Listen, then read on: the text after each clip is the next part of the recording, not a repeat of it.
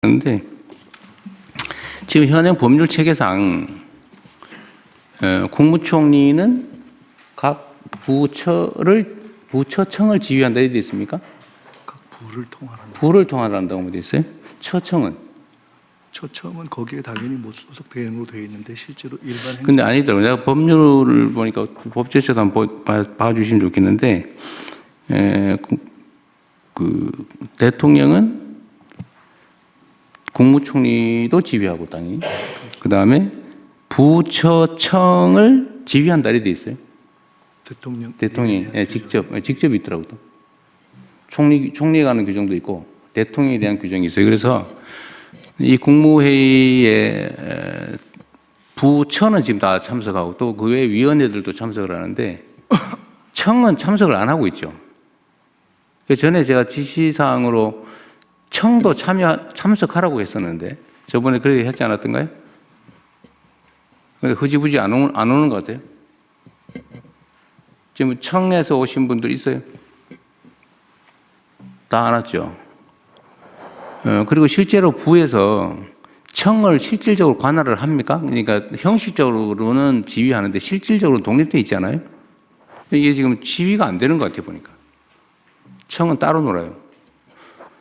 법무부는 좀 어차피 워낙 한 몸이라서 잘 하는 것 같긴 한데 다른 데 보면 청들이 거의 따로 행동하는 것 같아요. 그래서 다음 국무회의보다 특별한 사정이 없는 한 청도 다 참여하게 하십시오. 일주일에 한 번이니까. 네, 명확하게. 그래서 그리고 또 하나는 이 지휘와 관련해서 어쨌든 이따 뭐 국무총리께서 말씀하시면 거기다 이어서 하긴 할 텐데 결국 지휘 문제도 걸려 있어서 그런 얘기를 드리는 겁니다. 그리고 얼마 전에 우리 업무 보고 이제 마치면서 아직 다 끝난 건 아니죠. 제가 지금 누락된 공공기관에 대해서는 전체 모아서 한번 보고를 따로 하자고 했죠. 지금 한 100, 남아있는 게 한 100개 넘겠죠? 그래 본들 뭐 그렇게. 거기 따로 할 텐데 어쨌든 업무 보고가 대체적으로 끝난 상태인데 제가 한 6개월쯤 후에는 업무 보고를 다시 하겠다고 했는데 보통 이제 1년에 한 번씩 하는데 제가 6개월 후에 하겠다고 하는 이유는 지금 초기여서 좀 방향을 명확하게 신속하게 좀 잡아야 되기 때문에 그렇습니다. 근데 그때는 좀 이 첫 번째 업무 보고는 그냥 뭐 하고 있지? 또 업무는 파악하고 있나?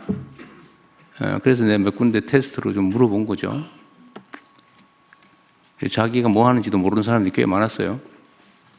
평소에 업무 보고를 안 하기 때문에 그렇습니다. 그냥 자기가 하는 일이 뭔지도 뭘 해야 되는지도 모르고 그냥 시간이나 때우고 누릴 것만 누리는 그런 경우가 가끔씩 있어요. 다음 6개월 후에는 그런 일이 없게 각 부처 보고를 부처에서도 한번 따로 할 거죠. 그거 하시고 어쨌든 산하기관이나 산하 조직들이 그런 얼빠진 행동을 하지 않게 잘 챙겨주시고 6개월 후에는 제가 그 상태를 한번 체크해 보려고 하는 겁니다. 초기이기 때문에 그 후에는 뭐 1년에 한 번씩 하든지 그때 가서 보고 이번 업무 보고 다음 업무 보고에 좀 이렇게 주력해 주셨으면 하는 부분이 있어서 말씀을 드립니다. 일단 뭐 그 6개월까지 그러니까 실제로는 집권 1년이 되겠죠. 그 6개월 사이에 성과 뭐 당연히 뭐 이런 중요한 거 일상적인 건 좀 빼고 중요한 성과 그다음에 그때에 계류된 주요 현안 중요한 일 또는 뭐 갈등이 심한 일, 잘 진행 안 되는 일, 해야 되는데 잘 진행되지 않는 일 이런 걸 좀 정리해 주면 좋겠고요.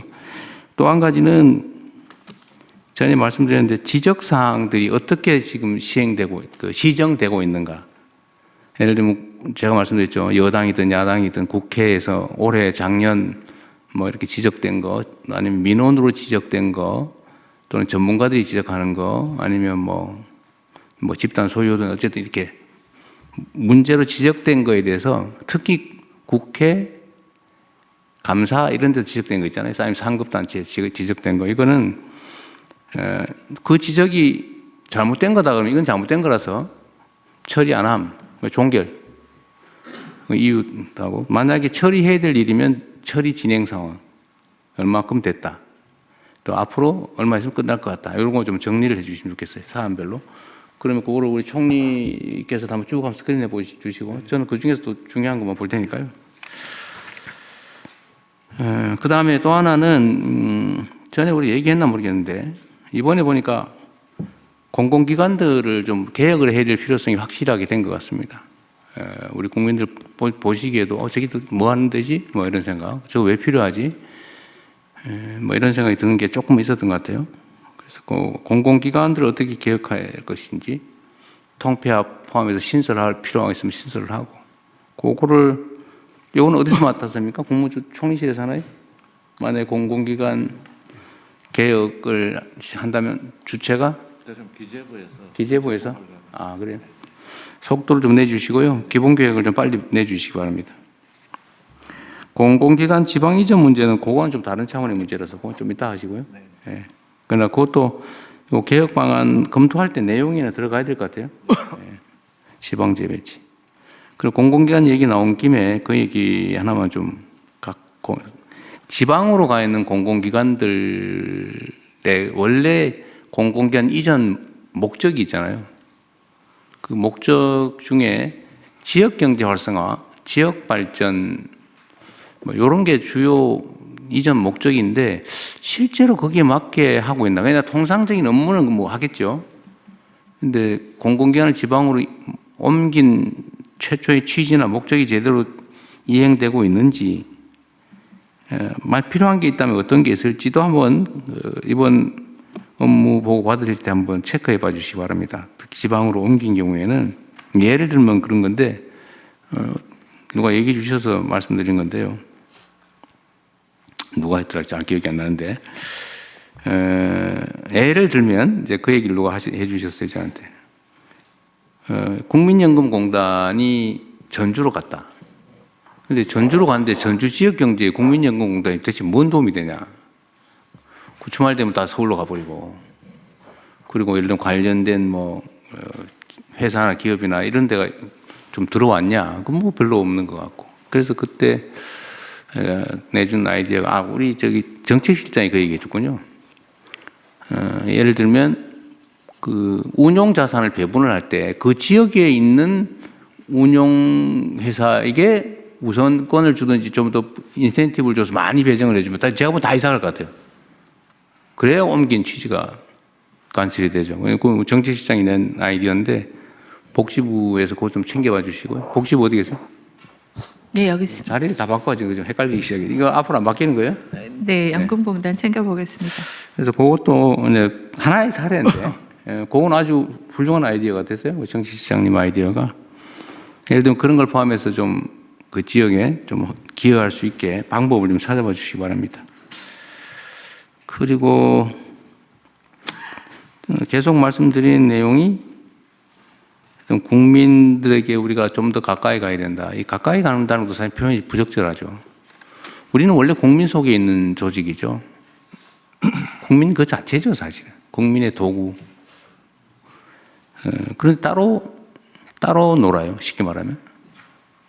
국민들은 국정이 어떻게 돌아가는지, 지방 행정이 어떻게 돌아가는지 몰라요.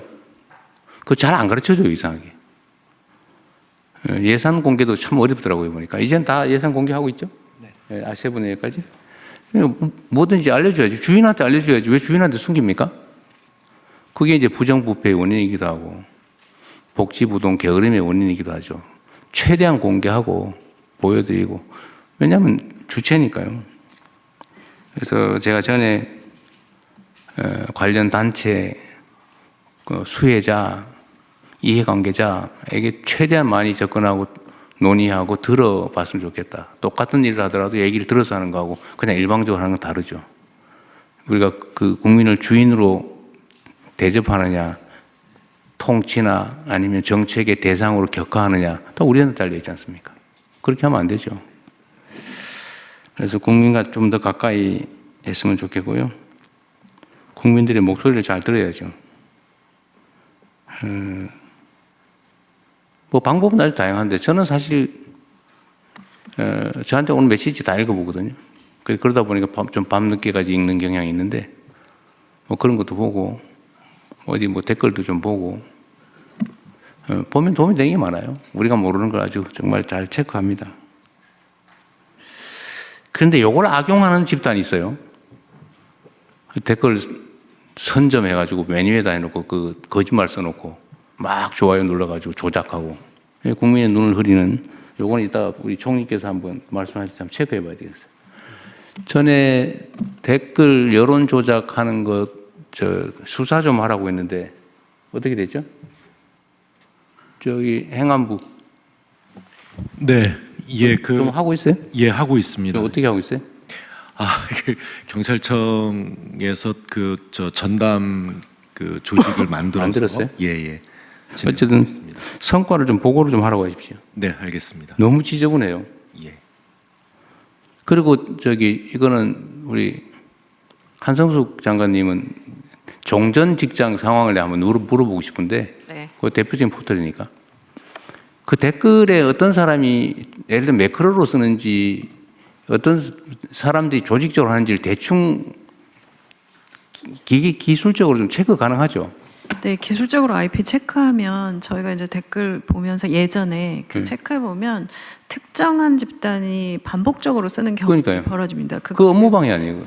댓글에 이제 그 프로필을 연결해서 그 어떤 사람이 이 댓글을 쓰고 있는지 많이 쓰고 있는지 리스트도 보여주고 이런 개선들을 계속 할 필요가 그러니까 있다. 조작이 너무 심해요. 하여튼 그것도 그 민주주의 체제를 위협하는 정보 조작 행위이기 때문에 그건 행안부에서 이거는 그냥 누구의 명예를 훼손하는 그런 문제가 아니고 그 순위 조작하고 이런 거는 업무 방해일 뿐만 아니라 그냥 정보 조작이라서 민주주의 체제를 위협하는 행위입니다. 이게 너무 심해요.